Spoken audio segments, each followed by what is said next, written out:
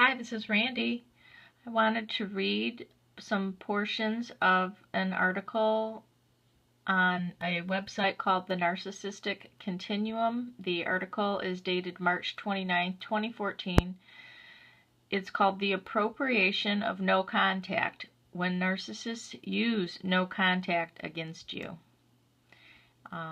This is an area of interest to me because I did not understand it, and now am actually beginning to understand it.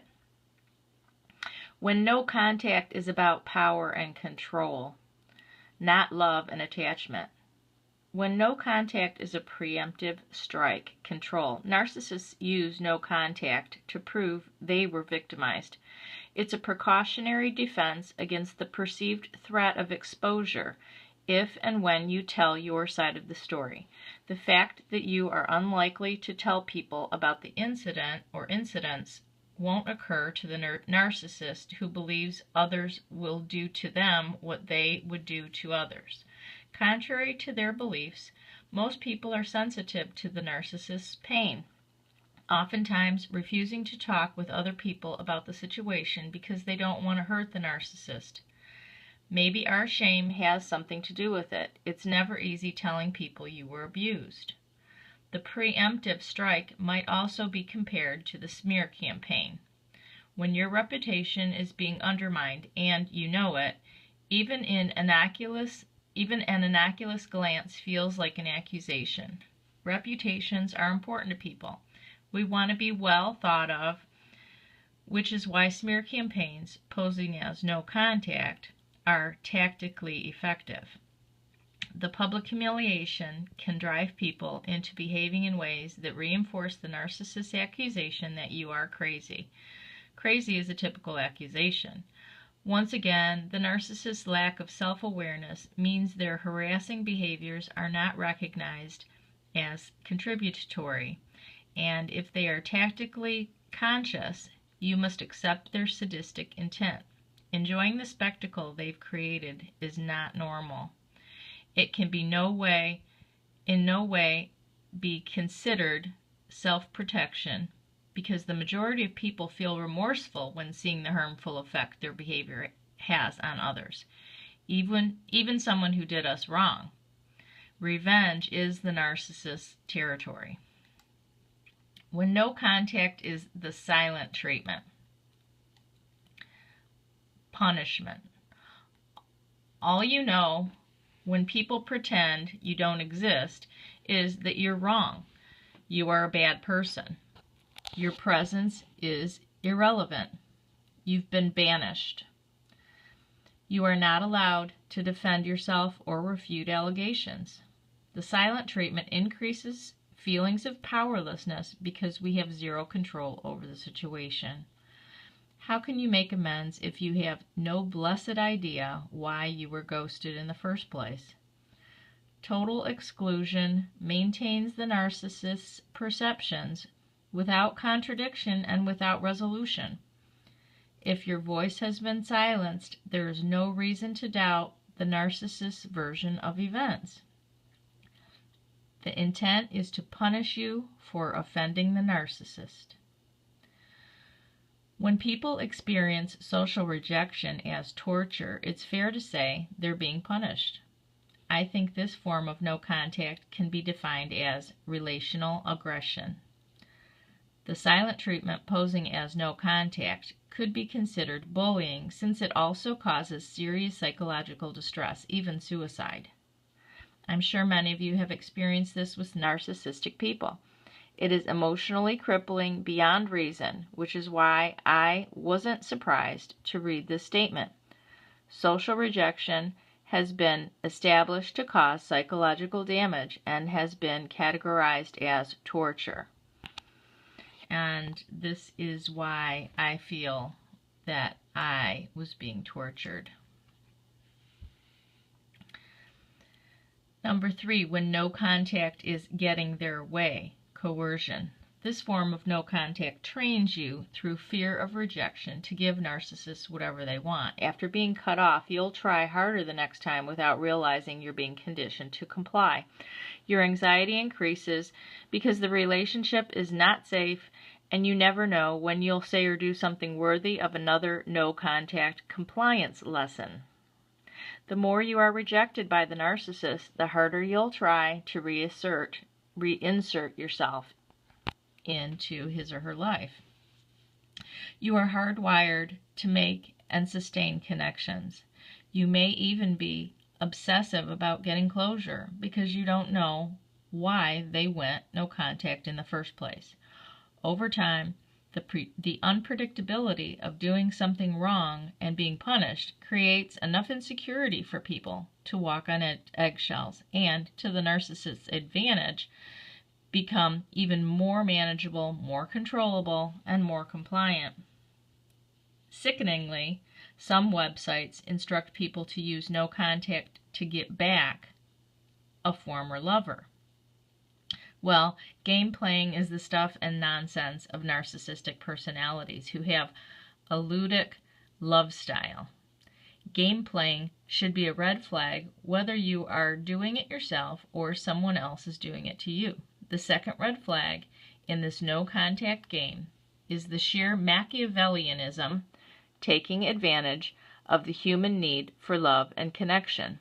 With Machiavellian personalities, the ends justify the means, and that never sits well for trustworthy relationships.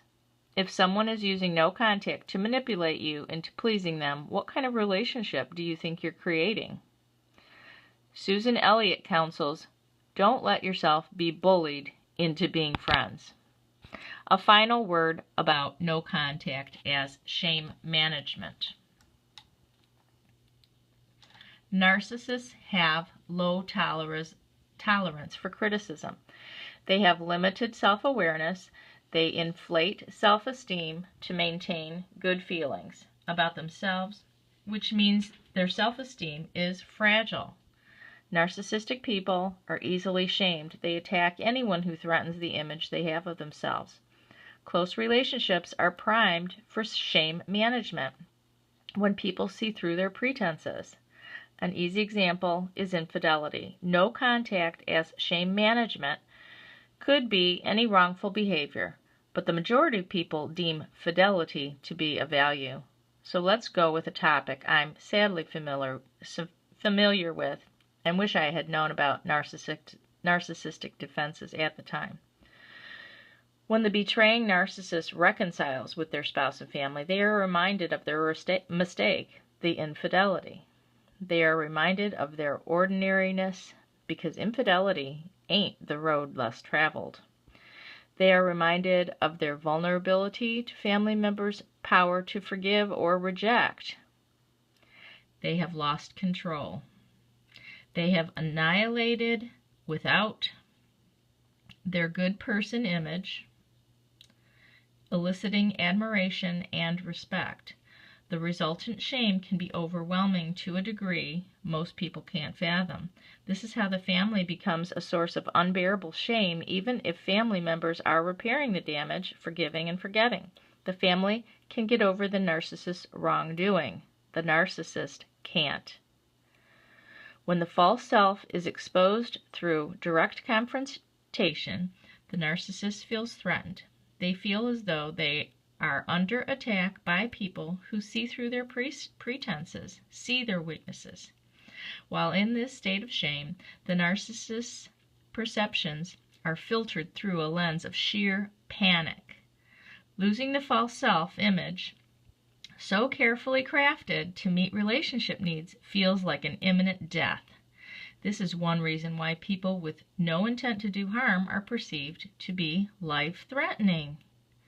Narcissists' sense of self is threatened when they are with people they betrayed, lied to, cheated, or treated badly. They have lost the control they need to manage their narcissism. Even though it's hard to bear when you are subjected to another level of crazy-making abuse, No contact is a good thing. No contact, even when the accusations are unwarranted and have little to no basis in reality, still reduces conflict. Because you are able to take responsibility for yourself, and because you have the capacity to work through your emotional reactions, respect the narcissistic condition. Don't hold on. Don't seek closure. Don't try to be friends. Let them go. No contact is a good thing. The truth of your character will not be permanently sullied by a smear campaign or silent treatment disguised as no contact. This will take time, and it gets easier over time. This is exactly what occurred with the narcissist in my life. It is this shame management idea. He was so ashamed that he had ruined his own self-image through infidelity. He could not bear looking at me or being in the same room with me. He could not bear looking at my eyes, even if I was silent. He knew what I was thinking. Not that he is a psychic, but he knew me well enough to know that it was always there, that disgust, that hurt, that pain.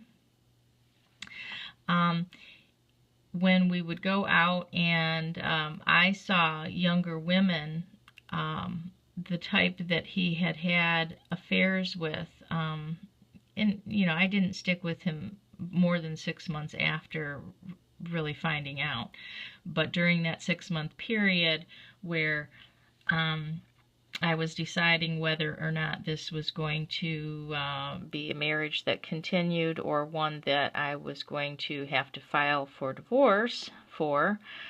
There was a 6-month period, and during that period, the narcissist could not tolerate just being with me. He felt the pain. He saw my eyes. He saw me look at certain women that depicted and reminded me of what he had done, and he could not tolerate the fact that he had lost control and that the power was now in my hands if I was going to decide whether or not to forgive, if I was going to decide whether or not we would stay together. The ball was in my court, and I definitely would have wished that all had never happened. Not that I wanted the ball in my court, but truly the ball was in my court at that point, and the narcissist could not tolerate that feeling of powerlessness, that there was nothing he could do to change his wrongful behavior, that he had no defense, that he had lost face, and he did feel like there was imminent death. And so he did go no contact with me eventually. It was too painful for him to be in the same room with me, even if we were silent, even if we were getting along. If he had to be drunk in order to do it anymore. There was no connection anymore, because he knew that he had busted open a boundary that was the deal breaker for me, and that he would have had to do so many things to make it right, and he was just unwilling to do that. He could not tolerate his own wrongdoing, so he moved on and he went no contact in order to protect himself. Thank you.